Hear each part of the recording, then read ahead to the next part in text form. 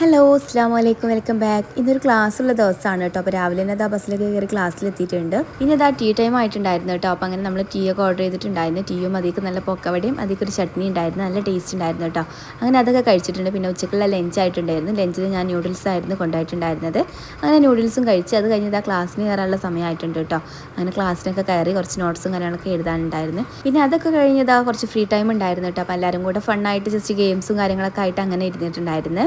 ഓരോരോ അക്ഷരങ്ങളൊക്കെ പറഞ്ഞ് അത് വെച്ചിട്ട് ഓരോ പാട്ടും കാര്യങ്ങളൊക്കെ പാടിയിട്ട് അങ്ങനെ കുറച്ച് എൻ്റർടൈൻമെൻറ്റ് ആയിട്ടൊക്കെ ഇരുന്നിട്ടുണ്ടായിരുന്നു കേട്ടോ. അതിന് മുന്നേ നമ്മുടെ വീഡിയോ സബ്സ്ക്രൈബ് ചെയ്യാതെ കണ്ടുകൊണ്ടിരിക്കുന്ന കൂട്ടുകാരുണ്ടെങ്കിൽ പ്ലീസ് ഒന്ന് സബ്സ്ക്രൈബ് ഒക്കെ ചെയ്തിട്ട് സപ്പോർട്ട് ചെയ്യുക. വീഡിയോ മാക്സിമം എല്ലാവർക്കും ഷെയർ ചെയ്യുക കേട്ടോ. അങ്ങനെ എല്ലാവരും എൻജോയ് ചെയ്തിട്ട് തന്നെ ഈ ഒരു ഗെയിമിൽ പാർട്ടിസിപ്പേറ്റ് ചെയ്യുകയാണ് കേട്ടോ. ഇന്നത്തെ ദിവസം ദീപാവലി ദിവസമാണ് കേട്ടോ. ദീപാവലി ദിവസമായിട്ട് നമുക്ക് ലീവും കാര്യങ്ങളൊന്നും ഉണ്ടായിട്ടുണ്ടായിരുന്നില്ല. അങ്ങനെ പിന്നെ ഒരു ഈവനിങ് ടൈം ആയപ്പോൾ നമുക്ക് ദീപാവലി സ്പെഷ്യൽ സ്വീറ്റ്സ് ഒക്കെ കിട്ടിയിട്ടുണ്ടായിരുന്നു കേട്ടോ. പിന്നെ അത് ഓപ്പൺ ചെയ്യലും വാരലും കോരലും കഴിക്കലും എല്ലാം കൂടെയാണ് കേട്ടോ. എനിക്ക് പേഴ്സണലി പറയുകയാണെന്നുണ്ടെങ്കിൽ സ്വീറ്റ്സിനോട് പൊതുവേ വലിയ താല്പര്യമൊന്നും ഇല്ലാത്ത കൂട്ടത്തിലാണ് കേട്ടോ. പക്ഷേ എന്നിട്ട് ഈ കഴിച്ചില്ലെന്ന് ചോദിക്കും. പക്ഷേ കാരണം എന്താ, എല്ലാവരും കൂടെ കൂട്ടത്തിൽ കൂടിയപ്പോൾ ജസ്റ്റ് ഒന്ന് ടേസ്റ്റ് ഒക്കെ ചെയ്തിട്ടുണ്ടായിരുന്നു. പക്ഷേ സോനാപപ്പടി ഞാൻ കഴിക്കാറുണ്ടായിരുന്നു കേട്ടോ. അപ്പോൾ ഭയങ്കര ടേസ്റ്റാണ്. അതിന് അത്യാവശ്യത്തിന് നല്ല മധുരവും കാര്യങ്ങളൊക്കെ ആണല്ലോ. പിന്നെ ബാക്കിയുള്ള കാര്യങ്ങളൊന്നും പറയേണ്ട ആവശ്യമില്ലല്ലോ. അങ്ങനെ എല്ലാവരും കോരലും വാരലൊക്കെ ആണ്.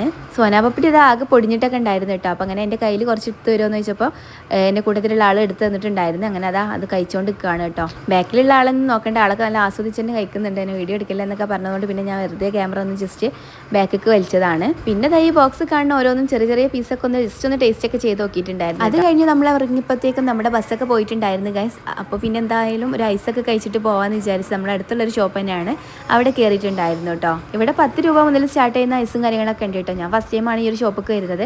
ഇവരിടയ്ക്കൊക്കെ വരാറുണ്ട് എന്നൊക്കെ പറഞ്ഞിട്ടുണ്ടായിരുന്നു കേട്ടോ. അങ്ങനെ എല്ലാവരും കൂട്ടത്തിൽ അങ്ങനെ പോകുന്നതാണ്.